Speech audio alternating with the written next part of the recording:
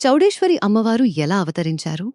చౌడేశ్వరి అమ్మవారి ఆవిర్భావానికి సంబంధించిన కథలు ప్రాంతం, సంప్రదాయం ప్రకారం కొద్దిగా భిన్నంగా చెప్పబడతాయి.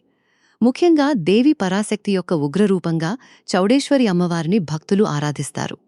పురాణగాథ ప్రకారం లోకంలో అధర్మం పెరిగి దుష్టశక్తులు ప్రజలను బాధిస్తున్న సమయంలో దేవతలు ఆదిపరాశక్తిని ప్రార్థించారు.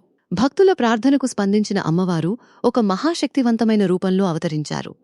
ఆమె ముఖంలో దివ్యమైన తేజస్సు, చేతుల్లో ఆయుధాలు, చుట్టూ ప్రకాశించే అగ్నివలయం కనిపించాయి. అమ్మవారు దుష్టశక్తులను సంహరించి, ధర్మాన్ని కాపాడి, భక్తులకు అభయాన్ని ప్రసాదించారు.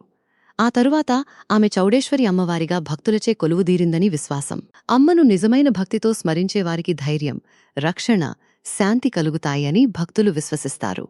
ఈ పవిత్ర చౌడేశ్వరి అమ్మవారి జయంతి రోజున అమ్మవారి ఆశీస్సులు ప్రతి ఇంటిపై ఉండాలని, ప్రతి కుటుంబానికి ఆరోగ్యం, ఆనందం, ఐశ్వర్యం, సుఖశాంతులు కలగాలని కోరుకుందాం. ఓం శ్రీ చౌడేశ్వరి మాతాయై నమః. జై చౌడేశ్వరి అమ్మవారు.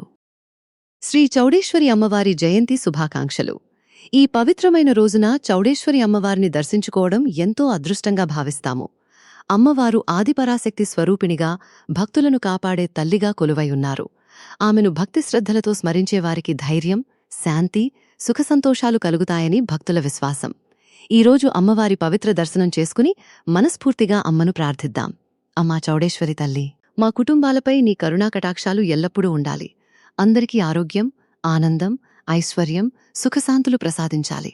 అమ్మవారి ఆశీస్సులు మీ అందరిపై ఉండాలని కోరుకుంటూ జై శ్రీ చౌడేశ్వరి అమ్మవారు. చౌడేశ్వరి మాతాకీ జై.